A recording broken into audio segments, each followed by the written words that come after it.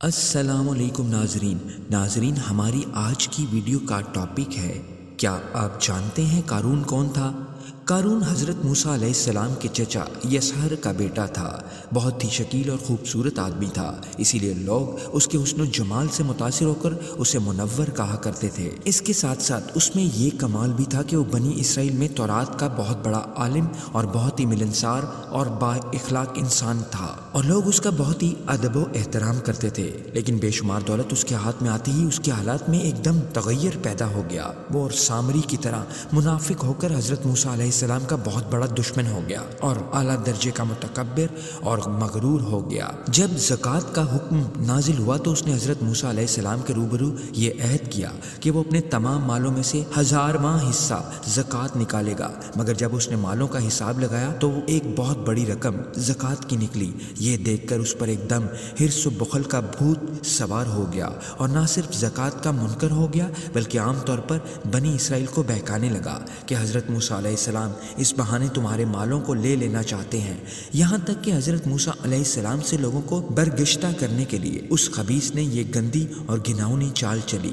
ایک عورت کو بہت زیادہ مال و دولت دے کر آمادہ کر لیا کہ وہ آپ پر بدکاری کا الزام لگائے۔ چنانچہ عین اس وقت جب کہ حضرت موسیٰ علیہ السلام وعظ فرما رہے تھے، قارون نے آپ کو ٹوکا کہ فلانی عورت سے آپ نے بدکاری کی ہے۔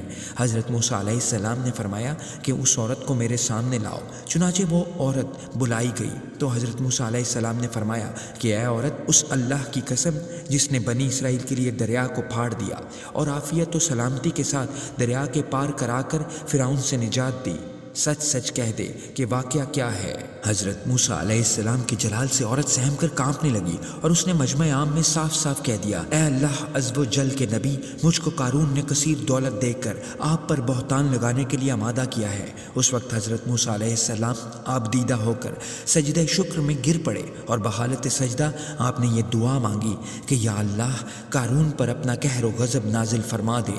پھر آپ نے مجمع سے فرمایا کہ جو قارون کا ساتھی ہو وہ قارون کے ساتھ ٹھہرا رہے، اور جو میرا ساتھی ہو وہ قارون سے جدا ہو جائے۔ چنانچہ 2 خبیثوں کے سوا تمام بنی اسرائیل قارون سے الگ ہو گئے۔ پھر حضرت موسیٰ علیہ السلام نے زمین کو حکم دیا کہ اے زمین، تو اس کو پکڑ لے، تو قارون ایک دم گھٹنوں تک زمین میں دھنس گیا۔ پھر آپ نے دوبارہ زمین سے یہی فرمایا تو وہ کمر تک زمین میں دھنس گیا۔ یہ دیکھ کر قارون رونے اور بلبلانے لگا اور قرابت و رشتہ داری کا واسطہ دینے لگا، مگر آپ نے کوئی التفات نہ فرمایا، یہاں تک کہ وہ بالکل زمین میں دھنس گیا۔ 2 منحوس آدمی جو قارون کے ساتھی ہوئے تھے لوگوں سے کہنے لگے کہ حضرت موسیٰ علیہ السلام نے قارون کو اس لیے دھنسا دیا ہے تاکہ قارون کے مکان اور اس کے خزانوں پر خود قبضہ کر لیں۔ تو آپ نے اللہ تعالیٰ سے دعا مانگی کہ قارون کا مکان اور خزانہ بھی زمین میں دھنس جائے۔ چنانچہ قارون کا مکان جو سونے کا تھا اور اس کا سارا خزانہ سبھی زمین میں دھنس گیا۔ قارون کا خزانہ، اس کو قرآن کی زبان سے سنیے۔ اللہ تعالیٰ کا ارشاد ہے کہ ہم نے قارون کو اتنے خزانے دیے تھے کہ ان خزانوں کی کنجیاں ایک مضبوط اور طاقتور جماعت بمشکل اٹھا سکتی تھی۔ قرآن مجید میں ہے ترجمہ، بے شک قارون موسیٰ کی قوم سے تھا، پھر اس نے ان پر زیادتی کی اور ہم نے اس کو اتنے خزانے دیے جن کی کنجیاں ایک زور آور جماعت پر بھاری تھی۔ حضرت موسیٰ علیہ السلام کی نصیحت۔ حضرت موسیٰ علیہ السلام نے قارون کو جو نصیحت فرمائی وہ یہ ہے جس کو قرآن مجید نے بیان فرمایا ہے۔ اسی خیر خواہی والی نصیحت کو سن کر قارون حضرت موسیٰ علیہ السلام کا دشمن ہو گیا۔ غور کیجئے کہ کتنی مخلصانہ اور کس قدر پیاری نصیحت ہے جو حضرت موسیٰ علیہ السلام کے ساتھ ساتھ ساری قوم قارون کو سناتی رہی کہ ترجمہ، جب اس سے اس کی قوم نے کہا اترا نہیں، بے شک اللہ اترانے والوں کو دوست نہیں رکھتا، اور جو مال تجھے اللہ نے دیا ہے اس سے آخرت کا گھر طلب کر اور دنیا میں اپنا حصہ نہ بھول، اور احسان کر جیسا اللہ نے تجھ پر احسان کیا، اور زمین میں فساد نہ چاہ۔ قارون نے اپنے مال کے گھمنڈ میں اس مخلصانہ نصیحت کو ٹھکرا دیا اور خوب بن سور کر تکبر اور غرور سے اتراتا ہوا قوم کے سامنے آیا اور حضرت موسیٰ علیہ السلام کی بدگوئی اور ایذا رسانی کرنے لگا۔ اور اس کا نتیجہ کیا ہوا اس کو قرآن کی زبان سے سنیے اور خدا کی اس قاہرانہ گرفت پر خوف الہی سے تھراتے رہیے۔ اللہ اکبر۔ قارون زمین میں دھنس گیا۔ ترجمہ، تو ہم نے اسے اور اس کے گھر کو زمین میں دھسا دیا تو اس کے پاس کوئی جماعت نہ تھی کہ اللہ سے بچانے میں اس کی مدد کرتی، اور نہ وہ بدلہ لے سکا۔